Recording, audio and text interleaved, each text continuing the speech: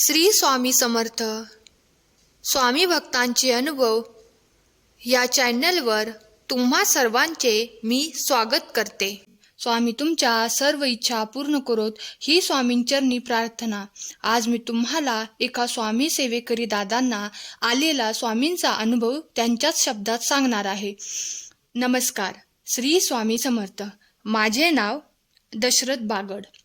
मी आज तुम्हाला मला आलेला श्री स्वामी समर्थांचा अनुभव सांगणार आहे।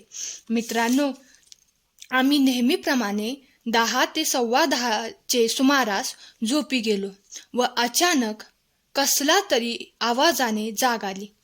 घड्याळात पाहिले तर 1:05 झाले होते।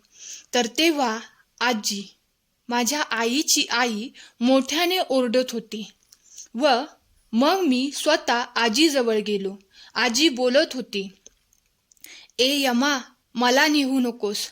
मी पूर्वी तुला एक वेळ सांगितले होते की मी अक्षय तृतीया झाल्यावर तुझे बरोबर येईल, पण तू तेव्हा परत गेला व आज या ठिकाणी आला।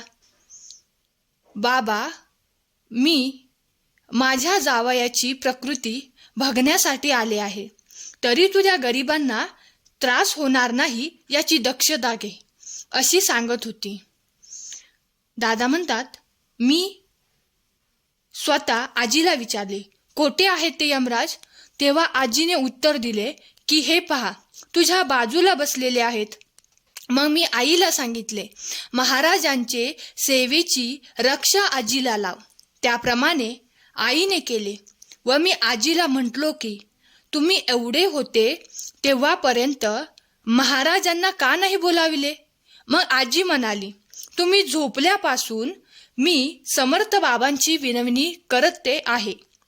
मग मी आजीला सांगितले की म्हणा श्री स्वामी समर्थ। तेव्हा आजीने माझे पाठीमागून श्री स्वामी समर्थ म्हटले। असा जप करून घेतल्यावर आजीला बरे वाटले। असे पाहून आजीला विचारले, कोठे आहेत ते यमराज? तेव्हा आजी म्हणाली, कोण जाणे, कुणास ठाऊक, असे म्हणून आजी स्वस्थ झोपी गेली। थोड्या सेवेनेही महाराज संकट निवारण करतात याविषयी मला अनुभवास मिळाले।